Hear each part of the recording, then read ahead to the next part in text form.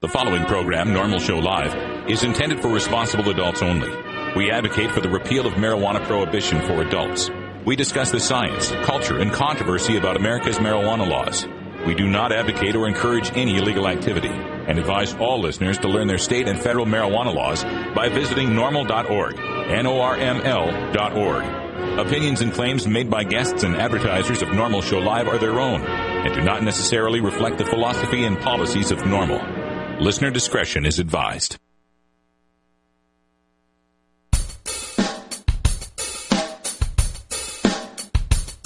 You take a seed, you plant it, you grow it, you dry it, you roll it, you smoke it. You take a seed, you plant it, you grow it, you dry it, you roll it, you smoke it, and it goes down smooth. Hey! Spanning the continent to bring you the truth about cannabis and marijuana law reform. I smoke pot and I like it a lot. From the promise of legalization. And I think we need to rethink and decriminalize our marijuana laws. To the agony of prohibition. One major responsibility is to encourage people to use less drugs. The National Organization for the Reform of Marijuana Laws presents NORML Show Live, Marijuana Nation. Now, here's your host, NORML's Outreach Coordinator, Radical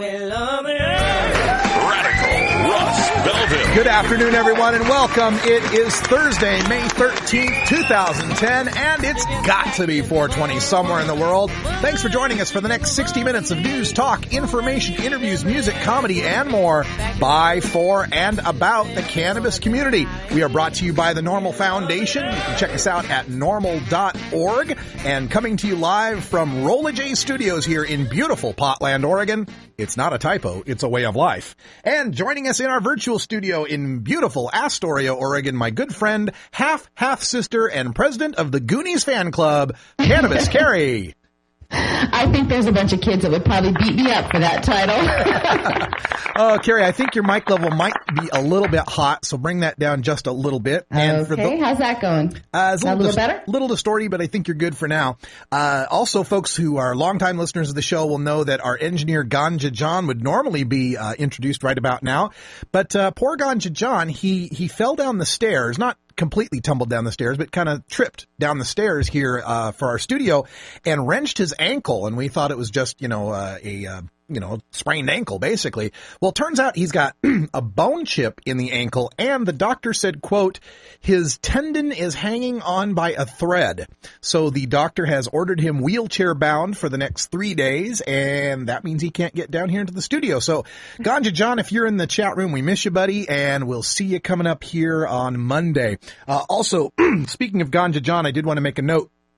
There's a great article out in the Portland Tribune today. Check it out at portlandtribune.com, and it details the battle of Jim Clark, one of our Oregon medical marijuana activists, who is being denied a liver transplant by OHSU and Legacy Emmanuel Health Centers because of his marijuana use. It's part of our ongoing series where we investigate how people's lives are being lost because they will be denied organ transplants, even though science shows that medical marijuana use has nothing to do with the survivability of an organ transplant. So I wanted to make sure we got that out of the way. Another thing I need to mention here is a book I picked up at the most recent spring gathering I was at. This is Ed Rosenthal's Complete Marijuana Grower's Handbook. I think it's the 25th anniversary edition. Beautiful full color stuff in there on everything you ever wanted to know about growing marijuana. There is a foreword by Tommy Chong and a preface by our own Keith Strop. And while I was there, I managed to get Tommy Chong's autograph on the foreword right here. And then, of course, I'll see Keith Strop later this year, get his autograph on the preface, and I'll get Ed Rosenthal's autograph on the whole darn thing. We're going to take this book and auction it off on eBay with all those signatures on it, with all the proceeds to benefit NORML Show Live. So stay tuned for that. We'll have more information. Cannabis Carrie brings us our hemp headlines right after the first break here. So, Carrie, what's in the news today? Well, today we're going to go to a story in Montana that, frankly, I'm just a little disappointed in, and I'll tell you all about that. We're going to go to a case in California that proponents are claiming victory on, and also we're going to look at another state that's taking a look at medical marijuana. All right. Those stories coming up right after this first break. Also coming up on today's show at 20 after the hour, we do our daily Toker Tunes. Today is Groovin' Thursday, so JohnDoeRadio.com from Denver, Colorado brings us today's song from DJ Slim, a great tune called Don't Cry. At the bottom of the hour, 30 after the hour, we're going to go behind the headlines with NORML Deputy Director Paul Armentano. We're going to talk about the Obama administration's push to institute zero tolerance per se DUID laws. It's a lot of syllables, and it's very important that every cannabis consumer know exactly what that means. And at 45 after the hour, cops say legalize drugs. We'll be speaking with former Deputy Sheriff Leo Lawrence from San Diego. He's going to talk about CAMP, the campaign to against marijuana planting in California. That's when they fly those helicopters over the Emerald Triangle every year trying to eradicate all the marijuana plants. And you can tell how well that's gone for them. All that and more coming up on NORML Show Live today. Stick around. We are the voice of the marijuana nation. Check us out at stash.normal.org.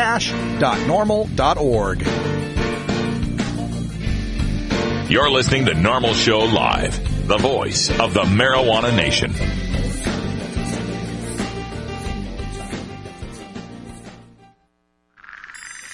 Hello, I'm Radical Russ Belville, Outreach Coordinator for NORML and host of NORML Show Live.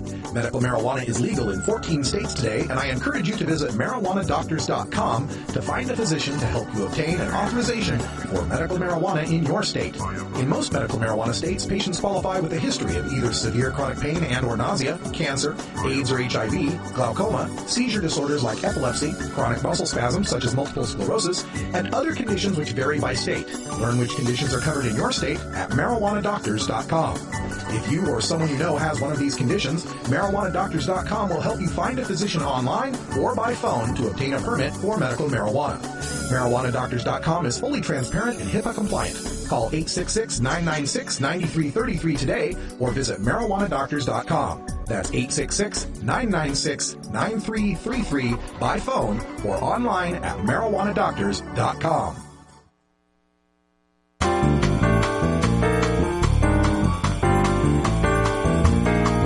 Medical marijuana, industrial hemp, consumer cannabis. It's time for this week's NORML News with Cannabis Carrie.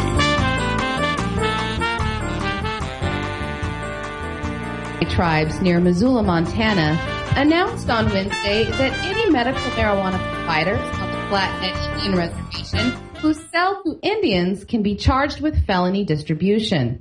A spokesman for the tribe said that after consulting with elders from the Salish, Kootenai, and Pindorial peoples, the tribal council opted to retain their policy that makes the possession or sale of marijuana a criminal offense, saying that a consensus from the elders that marijuana has no cultural significance to them, and that as a people they do have other indigenous means to control pain. As a sovereign Indian nation, the tribes have the option of adopting or not adopting state laws, and so while the state has legalized medical marijuana, the tribes have not. Their ruling will affect any non-tribal members if they provide marijuana to tribal members. If a Montana marijuana medical provider on the reservation supplies marijuana to a tribal member, that person would be subject to felony distribution charges. The announcement does not affect non-tribal medical marijuana consumers on the reservation, and the tribes have jurisdiction over tribal members and recognize Indians from other reservations located within the boundaries of the Flathead Reservation in northwest Montana. The county attorney cautions providers located on the reservation to ask about tribal affiliation before supplying anyone with medical marijuana. Rob McDonald, the spokesman for the tribe, said in his written statement that they would not embrace a system where medical marijuana can be provided by non-medical staff. The statement also went on to say that their local law enforcement has come across what they said is, quote, too many instances where medical marijuana consumers are convicted felons or under investigation for drug use or have been found to have convictions for the manufacture of methamphetamines, prescription drug violations, or other drug convictions in other states. After implying that medical marijuana users are most likely have criminal past, it seems unfortunately that if you have ever had a conviction, According at least to the tribes in Montana, you are not worthy of medical cannabis. What an interesting story. Let me see if I get this straight. Native Americans are against a plant. Okay. Well, I would say just this tribe, but yes. Yeah, this particular tribe. Yeah, we've got a group of Native Americans who are against a plant. Boy, that's things have kind of flip-flopped from the way you would expect them to be. Well, as Carrie mentions, they are, sovereign tribes. They can make up their own rules, I suppose. But first of all, I just want to address them saying that this only applies to people with tribal affiliation. Do you think the Flathead Indians here are trying to come up with a way to reduce their numbers? Because I know if I was a tribal member and I found out about this and I needed medical marijuana, the first thing I would do is revoke or give away my tribal affiliation, renounce my tribal affiliation. That's the word I was looking for. I don't know exactly how that works. I'd love to have someone on the show someday that has some legal understanding of how the laws work with respect to the tribes in this country. But sounds to me like they're just finding a way to reduce their numbers. And this notion about felons and medical marijuana. This is something we hear a lot. People say, oh my God, felons are involved with medical marijuana. Well, yeah, in a lot of cases, these people who got their felonies got it for using medical marijuana before it was legal, right? So that's kind of unfair to be, castigating them as felons when they were doing what is legal now back then. It's just it wasn't legal back then. And then, of course, trying to drag methamphetamine manufacture and these other things into it. Certainly, yes, there's going to be some situations where people with criminal backgrounds might get involved with marijuana. But let's remember one thing. If they were convicted and they served their time, they've paid their debt to society, right? Just because someone might have manufactured meth back in the 90s, is that any reason to deny them a life-fulfilling, pain-relieving medication? I don't think so. There's people that have all sorts of need for medical marijuana that have all sorts of backgrounds, and we shouldn't hold that against them when it comes to getting them medical care. I did it again, Carrie. Wrong button. Let's try this the right way. It's okay. It makes the stories that are kind of a downer seem a little more happy. I guess so. Like this one. A California Superior Court has ruled that the city of Lake Forest, California, can shut down all medical marijuana dispensaries. Judge David Chafee made the ruling in response to lawsuits by the city that the dispensaries were violating zoning laws. Jeffrey Dunn, an attorney that represents the city, came out publicly after the ruling and said that it could set a precedent that could lead to communities shutting down every dispensary in California, boasting, quote, medical marijuana dispensaries aren't allowed in the city of Lake Forest, and they shouldn't be allowed in any cities. That's the big story in all of this. The ruling only applies to the community of Lake Forest, which is currently the most densely populated city in South Orange County with around 80,000 residents. Dispensaries in the city will have to close down immediately unless they get a temporary stay. Attorney Dunn also tried to intimidate any dispensary owners from appealing Judge Chafee's ruling, saying that if the ruling was appealed and upheld, that it might make it applicable in the entire state of California. Judge Chafee ruled that the cities are legally prohibited from passing land use ordinances that violate state or federal law. And since marijuana is still illegal under federal law, land use allowing medical marijuana dispensaries would be prohibited. In his written ruling, the judge declared the United States Supreme Court has clearly stated that the use of marijuana is illegal, thereby affirming that there's no exception for medicinal use under California law. Moreover, any person using marijuana for medical purposes unambiguously provides that there is any conflict between federal or state law, they always know that federal law shall prevail. Unless and until Congress chooses to declassify this drug as a Schedule I narcotic, the substance remains illegal throughout the United States. The judge also ruled that because Lake Forest City's municipal code does not specifically allow dispensaries, they must be shut down. Defendants are barred from conducting, allowing, permitting, inhabiting, leasing, renting, or otherwise granting authority to use properties to conduct any cannabis business. Judge Chafee, who made the ruling, was also the judge who ruled in favor of the city of Anaheim when it banned dispensaries and sought to impose criminal penalties for operating them. The city of Lake Forest sued 35 people last September, including dispensary owners and retail landowners who rented space to them. 10 dispensaries have shut down since the suit was initiated, and 11 of the shops are currently operating. A lawyer who represents the dispensaries, Christopher Glue, said they will move for an immediate stay and will be appealing the ruling. Well, I guess Lake Forest, California doesn't have any problems with its tax revenue base or employment because they can just shut down 10 or 11 places that are doing good business, paying sales taxes, employing citizens, and so on. This is that backlash I've been warning people about, the backlash against medical marijuana and specifically the backlash against dispensaries. It's more of that NIMBYism we get here in America, not in my backyard, NIMBY, where people seem to support people's rights to use medical cannabis. I mean, all the polls that we find still show support for medical marijuana above 60% all across the country, 70 to 80% in places in the Northeast and in the West Coast. Yet, where are these people supposed to get their medicine? From a dispensary. And that's the problem that people have, is they, for some reason, associate negative things with the buying and selling of cannabis. This is also goes to some breaking news that we got from John Doe before the show started about 7 raids by local authorities in Colorado Springs over dispensaries. And these raids are going to continue, and these shutdowns are going to continue, and these court cases are going to continue until we finally get past medical marijuana. I've been telling you people over and over again, medical marijuana was a great 20th century solution, a stopgap measure to at least take care of the most sick and frail among us. But here in the 21st century, if we don't start moving toward full legalization for all adults, it's just going to get more and more restrictive. We've seen it in the latest medical marijuana states like New Jersey that do not allow the right to home grow. We see it in the other states like Minnesota that was trying to make it that you could only get medical marijuana for terminal illnesses if you only had 6 months to live. It's going to get more and more restrictive until we finally just say enough. You don't need to be sick. You don't need to be religious. Any human being, any American citizen has the right to use cannabis for any purpose they choose. And they're going to continue to go back to the federal law until we do something about that. You'd think that maybe we would have some better effect with the current president. In terms of legalization of drugs, I think that the battle, the war on drugs has been a utter failure. And I think that we need to rethink and decriminalize our marijuana laws. Yeah, that was Barack Obama back in 2004 when, before he was bought and paid for by the people who are against marijuana.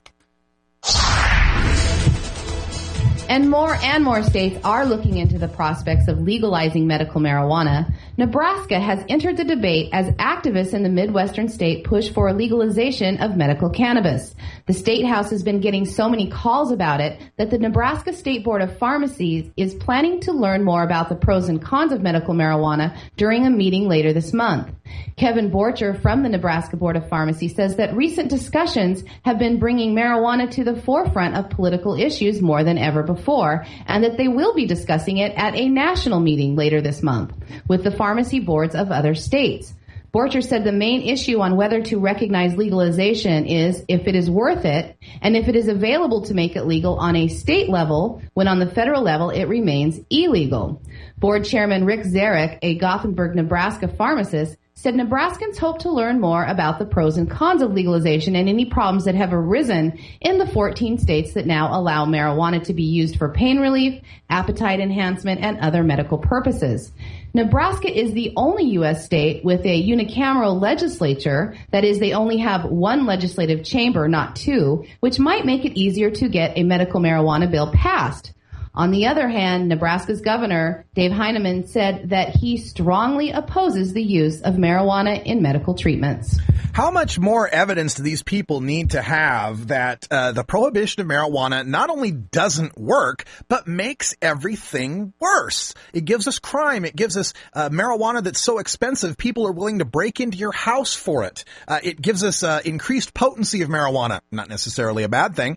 Gives us the possibility of mold and the possibility of all these other things that in a regulated market would never be allowed. When's the last time you heard someone going blind from drinking liquor?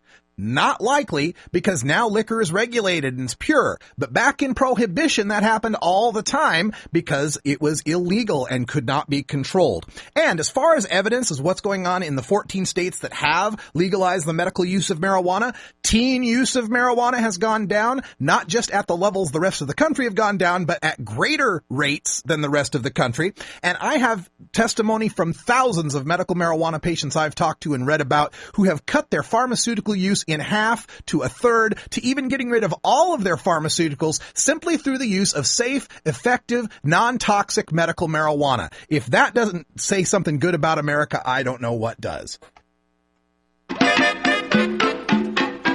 All right, that's the right time to hit that. It's 20 after the hour. We're going to take a short break, and when we come back, we'll have your Daily Toker Tunes Groovin' Thursday with DJ Slim and John Doe Radio. It's 20 after the hour, and we have to take a short break, if you know what I mean. Please support these sponsors who support NORML Show Live. Oh, have you ever met that funny reefer man? A reefer man. Have you ever met that funny reefer man? A reefer man. If he said he swam to China, he would say to South Carolina. Then you know you're talking to that reefer man.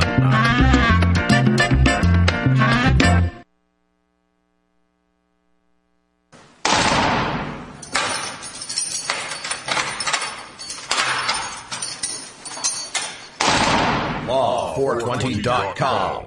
Hello, I'm Russ Belville, Outreach Coordinator for NORML. In my job, I read literally hundreds of headlines each month involving nonviolent, productive citizens whose lives are ripped apart by a marijuana or drug arrest.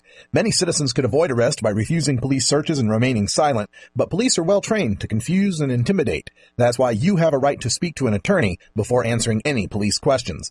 I hope you never need to exercise that right, but if you do, make your first call to the law offices of John C. Lucy IV. John Lucy is an accomplished criminal defense attorney with expertise in Oregon's medical marijuana law. John Lucy understands and respects cannabis and drug consumers of all backgrounds.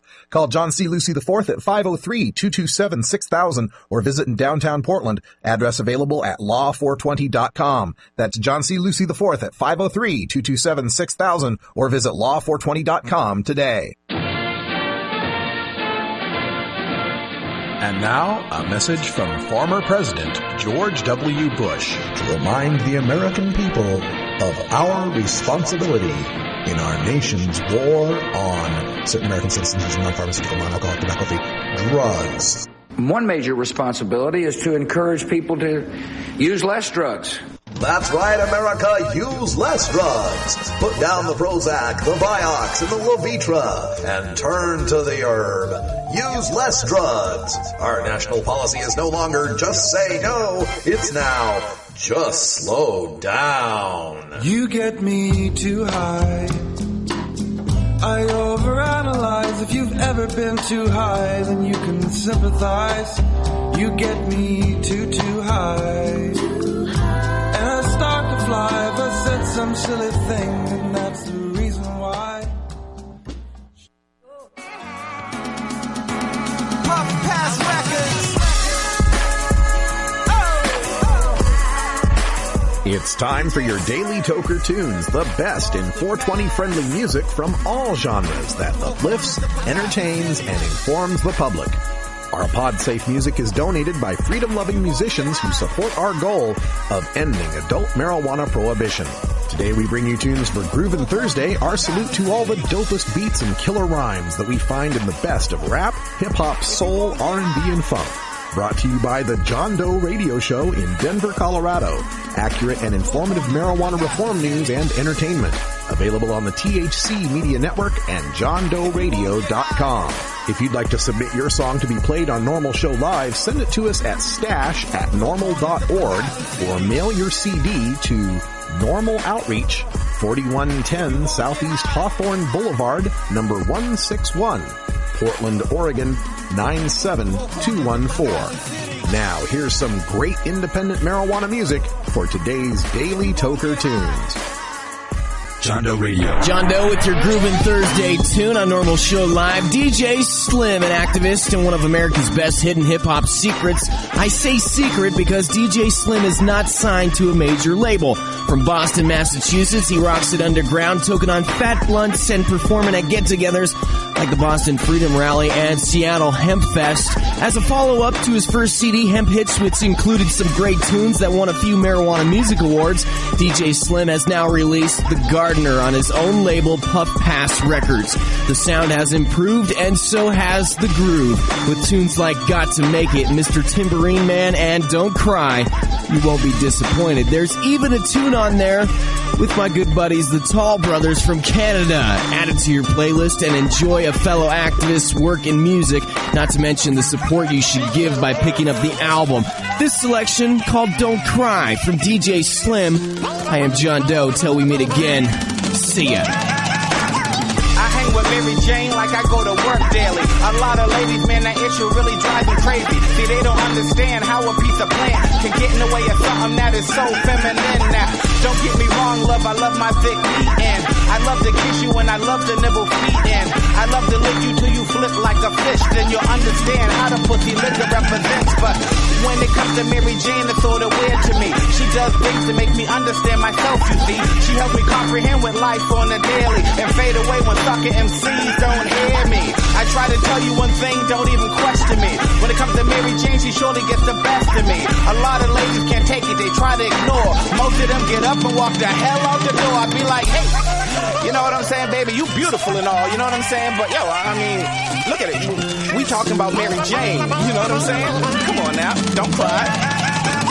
Another chick see me pull up in my whip, thought that she could hop in with like two of her friends. I said, that's cool, if you ain't letting me lick, you got to split. They got all mad and shit. I told them, don't cry, babe, I'm married to Mary Jane, and she's my one love besides my family. And if you ain't down with that, then you best to beat it. Get rid of that X and cocaine, that shit ain't needed. This is the best high, she said bye-bye. Drove around a couple blocks, pulled up on another fly. She's already token, so it was a done deal. I said, yo baby, hop in, hell, and you can take the wheel. She said cool, and she whipped us to the spot, man. She was so fly, and she rolled up some more pop, man. I said, hang on a minute, you smoking more than me. You got to get out, peace out, baby. Yo, man, you see, most y'all don't understand, you know what I'm saying? Maybe she smoked more than me, then when she run out, she gonna be on my shit, you know what I'm saying? I can't be supporting nobody like that. Yo, you know what I say? So many women try to go in competition, say they can smoke more than me and they go on a mission. I tell them to slow down before they blow off their brains. They look at me like I'm dumb, 2 toes later they insane. They don't understand I smoke the green gardening. Since I'm the gardener, nobody smokes it harder. And I tell ladies one thing, don't perceive miss. Best to use some caution cause you surely gonna need it. I don't smoke the tree rock brown that you're used to seeing. I smoke the type of weed to make you stand up and stop preaching. That's why you see me smoking every day, daily. And Mary Jane's the only lady I speak to daily. Now I know you're able to cook and clean and provide the good sex. You love, you know what I mean. But when the sex is over, guaranteed to be stressed, followed up by a lot of other damn bullshit. You know what I'm saying? That's something I don't need. You know what I'm saying? See, that's why I smoke Mary Jane. You know what I'm saying? Because there is no stress. You know what I'm saying? But you know what I'm saying? Here we go, baby. I think I know what you're saying.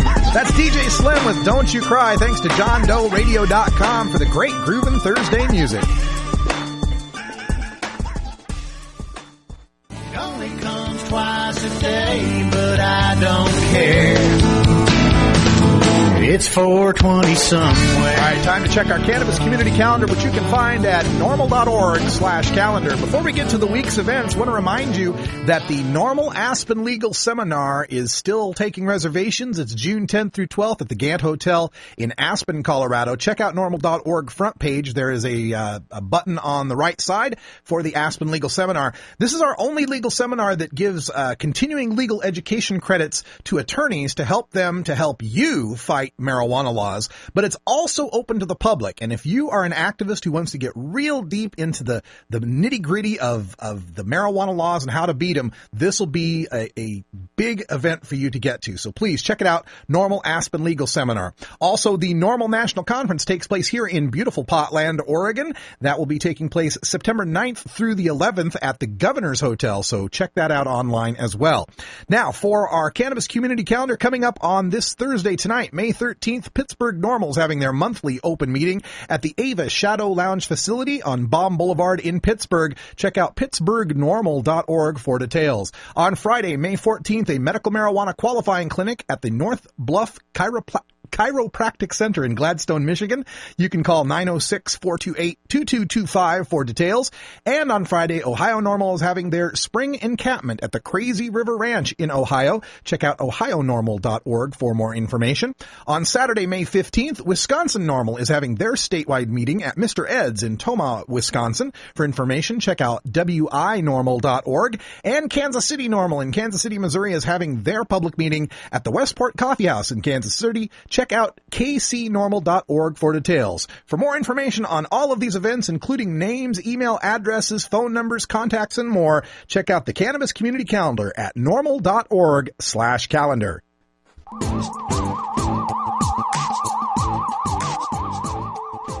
Hello, I'm Casper Leach, host of Time for Him. When our politicians passed the Marijuana Tax Act in 1937, the citizens of the United States had no idea that a new civil war had begun. Now, after more than 7 decades of this war's escalation and spending well over $1 trillion of taxpayers' money, the result has been an arrest record of more than 37 million brothers and sisters for nonviolent drug offenses. Every year, we choose to continue this war. We do so at the cost of well over $69 billion.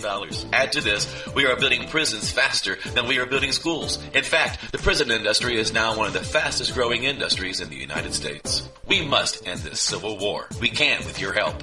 Please join LEAP, the law enforcement against prohibition, and become part of the solution to ending the war on drugs. Go to leap.cc and find out how to become a member.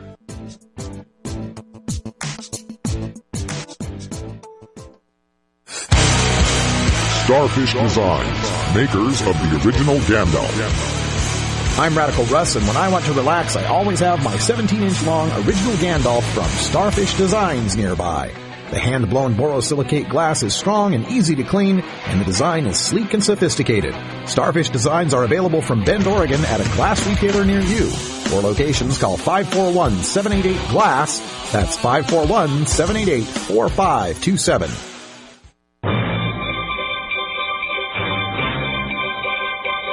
For almost 40 years, NORML has been the place to go for the latest studies and news on marijuana science, policy, and activism. For over a decade, one man at NORML has written and reviewed more studies and news stories regarding marijuana than almost anyone on the planet. First as senior policy analyst and now as deputy director, NORML's Paul Armentano has written for major newspapers, academic journals, and magazines on the subject of cannabis and is frequently requested as an expert witness in the courtroom. His knowledge and experience are an amazing asset to the cannabis community. Available to you now in a segment we call Behind the Headlines with Paul Armentano. Welcome back, everyone. 32 after the hour. We're speaking with NORML Deputy Director Paul Armentano from his home in the Bay Area in California. Paul, welcome back to the show. It's good to be here, Russ. I wanted to bring you on to discuss something that we had picked up in the Obama administration's latest drug control strategy. This has been released online. We have links to it at normal.org as well as stash.normal.org. And it pertains to a subject that you've researched very intensely and have all sorts of great information on. And I really think our listeners need to know about it. Tell our listeners about this concept that the Obama administration is pushing, this idea of per se DUID laws for marijuana users. Sure. Just one thing I do want to clarify, though. This isn't a new concept to this administration. The previous administration, I think back in 2003, actually set the ball in motion when they appropriated funding for the Department of Transportation and some other agencies to begin pushing for a coordinated statewide effort to enact these sort of per se laws for marijuana, or in some cases zero-tolerant per se laws. And, this is all under the guise that we're to believe that individuals are right now driving under the influence of drugs, driving under the influence of marijuana in these states. They're getting pulled over by law enforcement, and law enforcement, they are simply letting them go because they aren't able to arrest them or charge them or prosecute them under the law. And I've got to tell you, that is just bunk. It is illegal right now to drive impaired, whether you're impaired from alcohol, whether you're impaired from marijuana, whether you're impaired from illicit substances, whether you're impaired by legal diazepines. In all of these cases, it is illegal. It is a crime. It is considered driving under the influence. In the state of California, you can get 6 months in jail for your first offense. You will have your license revoked for 6 months. You won't be able to get it back until you attend a training course, and that is the conviction for driving under the influence of any controlled substance, whether it's legal or illegal. That's the law. So this notion that the feds have to come in and clamp down past this inflexible extremist policy and impose it on all 50 states is ridiculous. Yeah, because right now, thousands of people are being prosecuted under these laws. They're being prosecuted for driving because they have residual levels of marijuana in their system. I know I'm brought in as an expert to speak to the defense to defend these sort of cases. The only difference is right now the law makes the prosecution establish that these drivers are actually impaired. And what the feds want to do is get rid of that standard. The federal government, and what this administration is pushing, is to take away the standard that says the state actually has to show someone's driving impaired. And what they want to replace it with is simply a drug test that says if you flunk your drug test, you are then per se impaired. And if you're driving around and you flunked a drug test, you are guilty of drug driving. Yeah. And that's an inflexible policy. It doesn't address the real issue at hand, which is trying to dissuade people from driving under the influence. And frankly, it's just plain discriminatory. It's a way to go after the adult marijuana consumer by using the criminal laws, in this case, the traffic safety laws. And that is something that all of your listeners need to be aware of and oppose. Yeah, let's clarify this here. In the ONDCP's drug control strategy, the quote here is 15 states have passed laws clarifying the presence of any illegal drug in a driver's body is per se evidence of impaired driving, which means if we detect a drug in your body, you're a drugged driver, you're an impaired driver, you're a threat to public safety on the roads. Now, we've counted, there's actually 17 states, but 6 of them don't count cannabis metabolites, because as we all know, cannabis metabolites are going to stay in one's system anywhere from 7 to, we've even seen studies of 100 days being detected after going cold turkey on this. So basically what these states are saying, and the states I'll list that have zero tolerance here, Arizona, Delaware, Georgia, Illinois, Indiana, Michigan, Pennsylvania, South Dakota, and Utah, zero tolerance, and some of them have mandatory 1 to 3 days in jail before you even go to trial, just because you fail for the marijuana metabolites on your drug test. It's disgusting, and especially, you mentioned it being discriminatory. When we look at all the other drugs that might impair someone, PCP, cocaine, opiates, amphetamines, barbiturates, benzodiazepines, even alcohol can only be detected up to maybe 3 days. So it's just, again, rank discrimination. And what's really frustrating beyond all that, too, is, as you mentioned, there are a number of states that have had these policies in effect. In some cases, these policies have been in effect under state laws for going on 10 years, in the case of Nevada and a few other states. If there was any, and I mean any, a shred of evidence indicating that the passage of these laws were in any way reducing the number of people who are driving under the influence of drugs, we would know about it. Yeah. We would be hearing about it. The Obama administration would be heralding it from the White House. Cops would be talking about it. Guess what? As you mentioned, 17 states, there's not any evidence from any single one of these states indicating that passing these sort of policies actually reduces the level of drug driving. What it does do is cast such a wide net that it prosecutes people who may have used marijuana days or weeks earlier but were no longer under the influence. And in fact, there is one published study in the literature now looking at Sweden, which as a country passed one of these zero-tolerant and flexible laws many, many years ago and actually did assess whether drug driving incidents went up or they went down or they stayed the same after the passage of the law. And what they found was that the enforcement of these sort of laws didn't have any impact on reducing the number of drug drivers or reducing the level of recidivism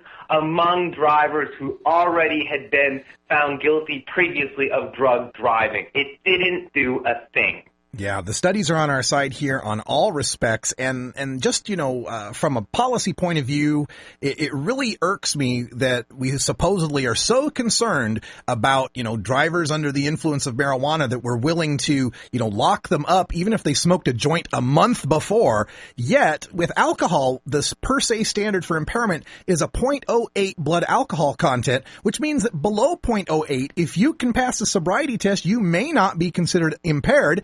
And even worse, the federal government's Schedule 3 THC, the Marinol pill, actually has a warning on the side of it that says, until you know how Marinol may affect you, don't drive or operate heavy machinery, which implies to me that once you do know how it'll affect you, go ahead and get behind the wheel.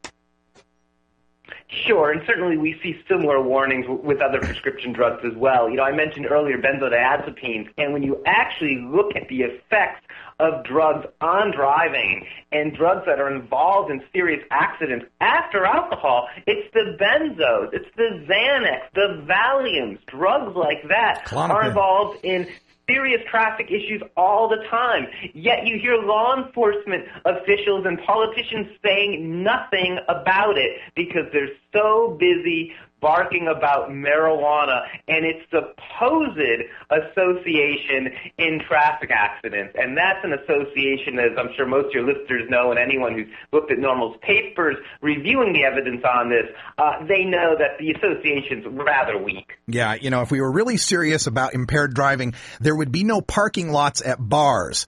But Paul, let's go to another angle on this, and that is this the notion of driving and cannabis, and the prohibitionists will continue to bring up these studies that say, well, 80% or X percent, whatever percent they give you, of drivers were found to have tested positive for marijuana. See, marijuana is causing chaos on the highways. Can you just debunk that for us real quick?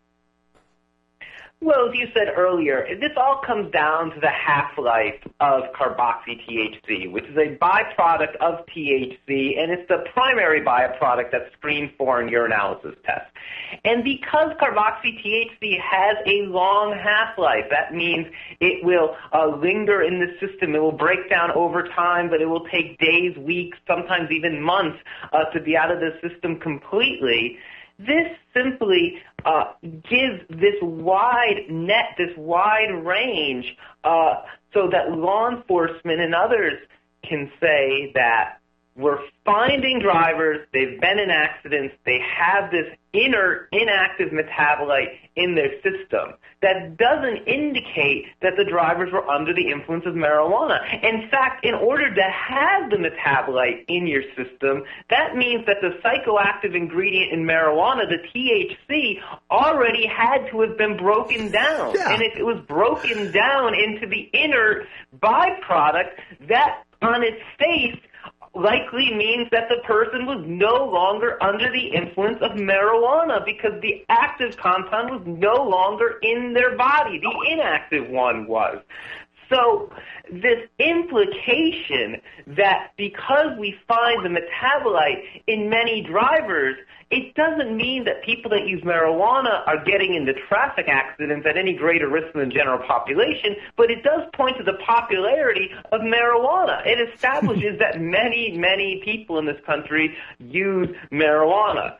That, of course, isn't to say that marijuana can't impair certain driving activities. And I've outlined this on NORML's website in several papers, repeatedly. And I've argued that, look, just like with alcohol, if you're going to use alcohol, if you're going to go to a bar, you designate a driver. If you're going to use marijuana, do the same thing. Have someone else drive. If you're all going to use marijuana, stay put for a few hours after you use marijuana until the impairing effects of the drug have worn off.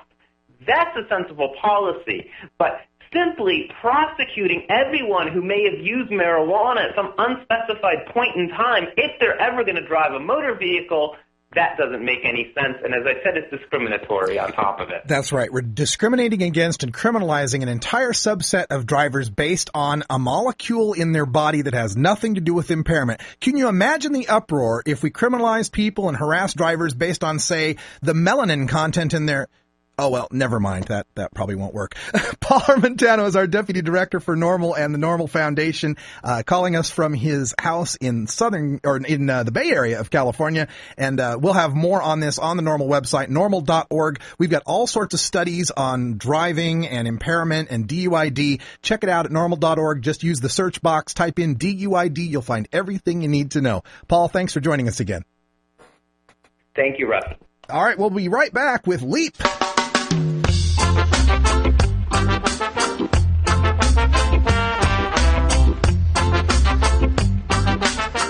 Do you really want to legalize marijuana? Prove it. Join NORML today at NORML.org, and your donation will help us spread the growing truth about cannabis. Free speech ain't free, you know. Free the ganja tree, it's the healing of the nation. Free the Cali weed, good for meditation. Free the pot smokers, they re-not the light. Lighting up the chalice, they keep no malice. Free the marijuana, come on, say. Free the marijuana, hear me say. Free the marijuana, come on, say. Free the marijuana, legalize it.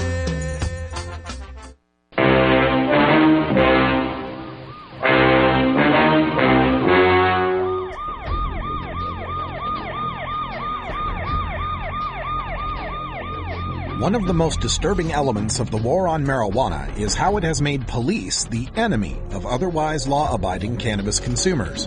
Fortunately, one group of police officers knows firsthand the futility of the drug war and reaches out to the community and to current law enforcement to end our war on drugs through legalization. It's time now to speak to one such officer in our continuing look at law enforcement against prohibition. Welcome back, everyone. 46 after the hour, and we're joined by another fantastic speaker from Law Enforcement Against Prohibition. Check them out on the website at leap.cc or copssaylegalizedrugs.com. Leo Lawrence joins us. Thank you, Leo, for being on the show. Yes, welcome. According to your bio, I'm looking here, you're a former deputy sheriff and once served on the Biker Enforcement Task Force in the District Attorney's Office in San Diego. You hold a law degree and a 4-year postdoctoral study on appellate law, so you sound like the perfect person to talk about what's going on in California with respect to drug law enforcement. And specifically, I wanted to talk to you about something called CAMP, the Campaign Against Marijuana Planting. Tell us what that means in California for our listeners outside of the state and why it's so futile. All right, that is a massive, multi-million-dollar, multi-agency paramilitary campaign to destroy the marijuana crops in the wilderness, especially up in Northern California like Humboldt County. It's an operation that is almost like what you would see in Afghanistan, helicopters and the high-tech stuff, and it costs a lot of money. And every year, camp goes out there. They, especially out there in the Emerald Triangle, flying helicopters. The fuel that it costs for the helicopter, the manpower hours to drop down. These heavily armed paramilitary types into the forests and ripping up marijuana plants. And every year they come back and they say they've uprooted a new record. They got a new record number of plants that they've uprooted. And yet, it still seems like there's marijuana in California. And they have not brought the price down or the use. Their current sales of marijuana in California right now are $14 billion. That's B. And the potential tax revenue, if the marijuana initiative passes, is between $4 and $5 billion. Now, you worked on the other side there. You worked on the other side with the badge, and you know people in law enforcement, and you've been in that community. So do these guys know that it's futile? Do they think they're really having an impact, or do they just know it's a job and that it's all a bunch of bunk, but they just got to do their jobs anyway? Well, having once worn a badge and carried a weapon, a .38 snub nose, 24/7, I'm aware that law enforcement, the teams, there are platoons. It's like a military operation, a paramilitary operation. And many of those guys are former military themselves. And they're reliving. They're having a blast out there. They really get pumped up when they're on one of those camp raids. And it costs hundreds of millions of dollars to do that. And the idea that all law enforcement are opposed to the marijuana initiative is just a myth. This is just one of many operations that go down in the United States and outside of California. One story that's been heating up the internet and now is starting to break through on the mainstream news is the videotape of the raid in Columbia, Missouri, where SWAT teams burst in, ended up shooting the family dog and terrorizing the mother and the child that were living there. And they end up only finding a misdemeanor amount of marijuana. And I keep reminding people that the only thing that's out of the ordinary about this raid is that it was caught on videotape and people have seen it. Can you give your perspective on this militarization of our police force and this overuse of SWAT in America, and maybe some background on what SWAT should really be used for? Well, law enforcement tends to be a very macho profession. And there are many police chiefs and sheriffs who are predicting that, well, there's going to be an increase in crime and all sorts of other evils if the marijuana initiative passes. But that's all part of this macho image that many have who are in law enforcement. But there's many people, let me look at it to say this, that the county's registrar of voters has noticed that there is a dramatic increase in the number of young people voting today in the past 10 years. So with more young people voting, the possibility or the probability of the marijuana initiative passing in November has escalated dramatically. There's a good chance this is going to make it, especially if people get involved in the campaign. Yeah.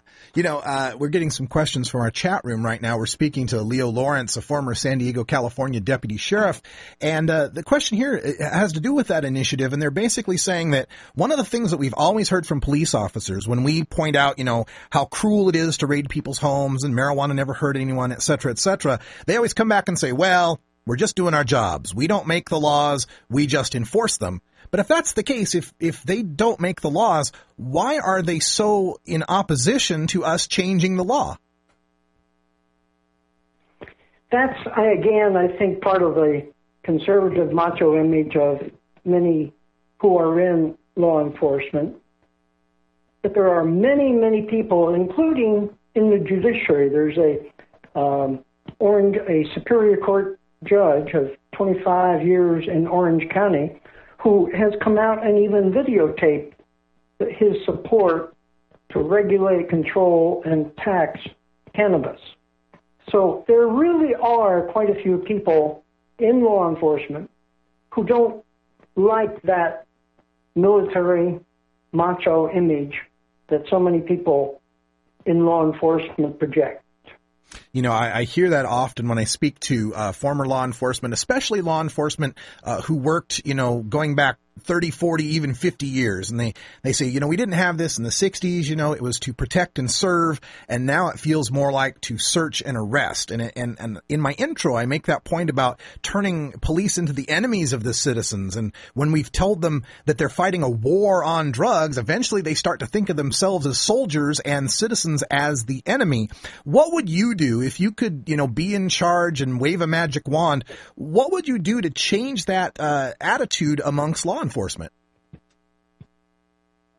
Well, that would require a basic change like at the police academies.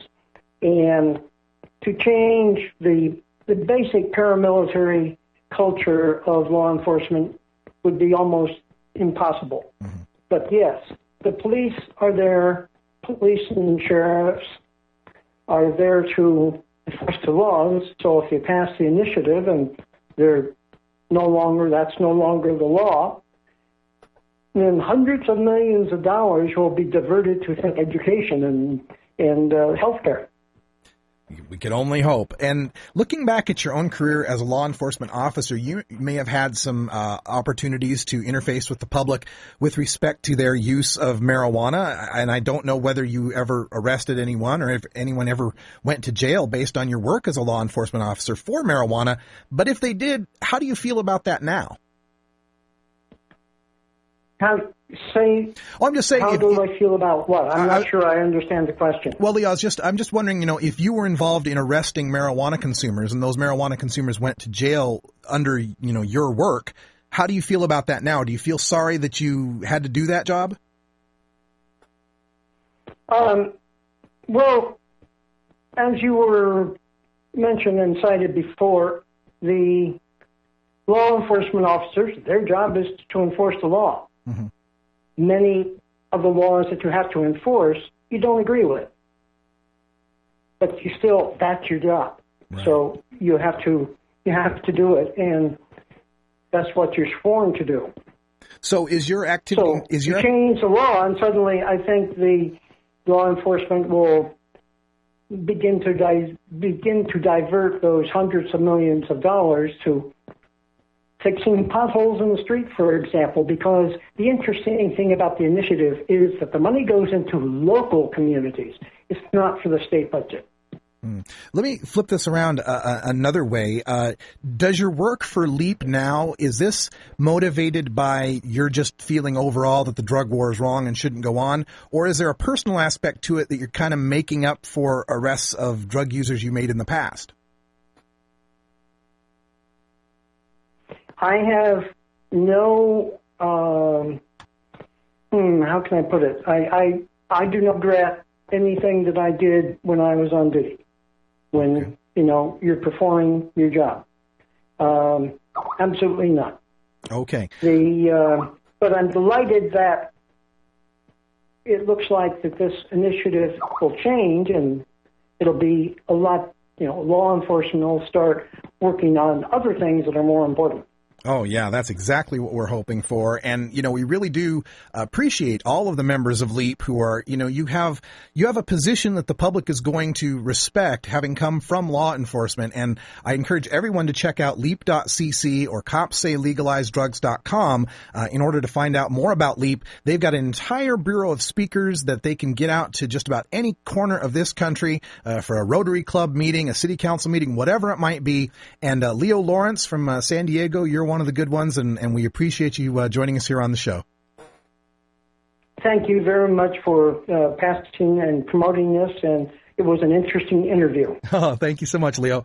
All right, folks, as we round up here, Normal Show Live, we're going to take it out today. I do want to remind folks another thing in the cannabis community calendar that I did not mention earlier today, and that is a free Mark Emery rally, which is slated to take place on Saturday, May 22nd from 2 to 4 p.m. at the Seattle Federal Building. Now, this is tentative. We just got the word through our email networks here from Vivian McPeak. He's the director of the Seattle Hemp Fest and a longtime Pacific Northwest activist, that they have set the date for the federal building to protest Mark Emery's extradition, Saturday, May 22nd, 2 to 4 p.m. at the Henry M. Jackson Federal Building, 2nd and Marion Streets in downtown Seattle.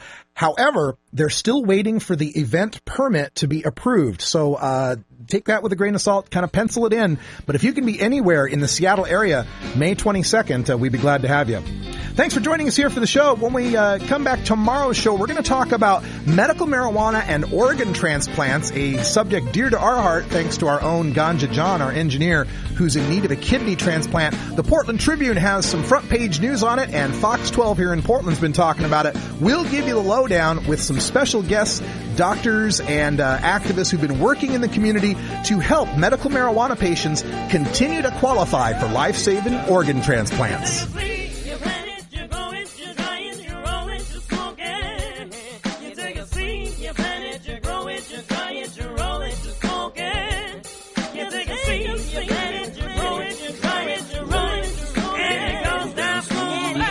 For everyone here at NORML.org, I'm Radical Russ Belville for Cannabis Carry and Ganja John. Thanks for joining us. We'll be back tomorrow and every day at 1 p.m. Pacific. And until next time, take care of each other, tokers. This is NORML Show Live, the voice of the Marijuana Nation. Take it on one more time. You take a seed, you plant it, you grow it, you dry it, you roll it, you smoke it. You take a seed, you plant it, you grow it, you dry it, you roll it, you smoke it. You take a seed, you plant it, you grow it, you dry it, you roll it, you smoke it, and it goes down smooth. Hey!